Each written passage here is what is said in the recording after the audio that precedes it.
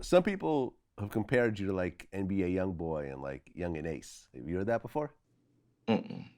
You never heard that? No. Okay. I mean, it's a compliment. Yeah, it is. They doing their thing, but I just never heard that comparison. Yeah, I've seen that before. Okay. Like, how much of an influence was Chief Keef to you as you were growing up?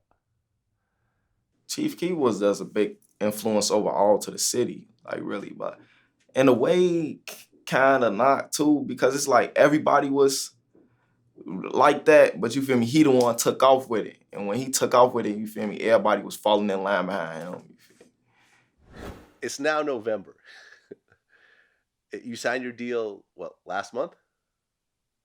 About like, no, I signed it, yeah, about last month. Okay, so you signed October. So here you are sitting in a jail cell in March, and October, let's see, April, May, June, July, August, September, October. 7 months later, you're now talking to all these major labels, and you know they're basically setting up situations for you where your life is now going to be completely different. Like, how did it feel to go from that to that? Like a big ass blessing. I'm just thinking like, damn, like just comparing the two, I just kept on comparing the two. Like I was just here, now I'm here. Feel me, getting these big opportunities. I was just grateful for everything that was going on. Right, because you're 19 years old, right? Mm-hmm. Right, you're still a teenager. Suddenly, you know, doing something that, I mean, honestly, I've been in this music industry for shit like 20 years. Like, I know people that have been grinding for 10 years that don't get to the point where you are right now. Yeah. Real talk. Real talk. How did your family react to you suddenly getting all this all this interest? It was just being a big support system, you feel me? Like mentally, physically, anything you name, you feel me? They was just there for me. Okay. And you ultimately ended up signing with Columbia. Yeah, Yeah, great label, by the way. yeah. How did it feel when you actually, took that pen and signed that deal? It was just like, I was just like, I'm not really a high, old, excited, all that type of person. It was just like, I'm just ready to take this head on. Okay, so you mean to tell me that Mr. Do Too Much just sat there and calmly and just signed the deal? I was like, yeah, whatever. Yeah, that's just how I am. I'm just mellow, cool. I be chilling. Well, listen, man, that's a big move right there, especially for someone that's been doing it for such a short time. But at the end of the day, the music speaks for itself. I think that they looked at the body of work that you did in a very short time and said, oh, yeah, okay, we already see where this is going. Mm-hmm. How did you celebrate after you signed? I ain't really do nothing either. Really? I went to the stool after Okay. that. Okay. Fair enough.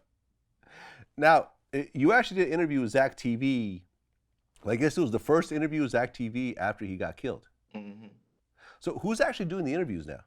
His brother. Oh, okay. Well, what's his name? I forget his name. Okay. But his brother had DM me.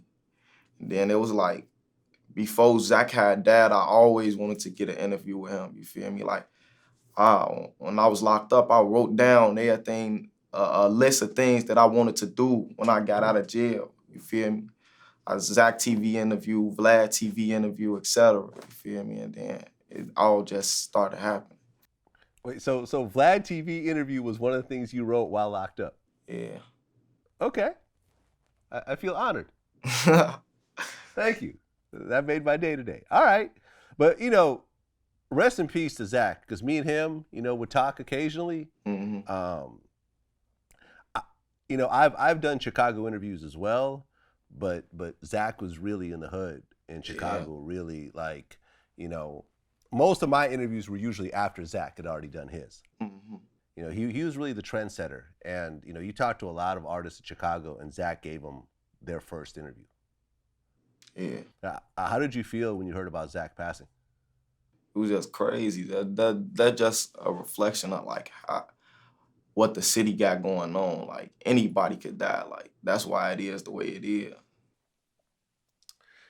Yeah, no, I've talked to a lot of people about this. Like, me and Rico Reckless had a conversation about how, you know, I don't film in the hood anymore. I used to early on, um, and I don't know the exact circumstance of Zach passing, but Zach would actually go to the hood and sit with you on your front steps and be around all the guns and the drugs and everything else like that, and it'd make for a very dope interview. But you're also taking a very big risk in the process of doing it, man.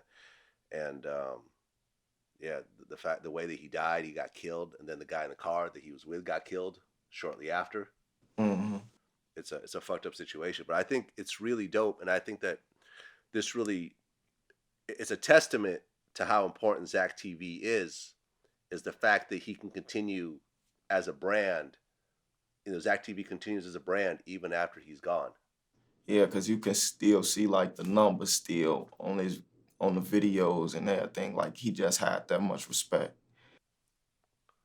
Yeah, no, absolutely, man. I think it's dope, and you were actually the first interview that ZackTV did after Zach got killed.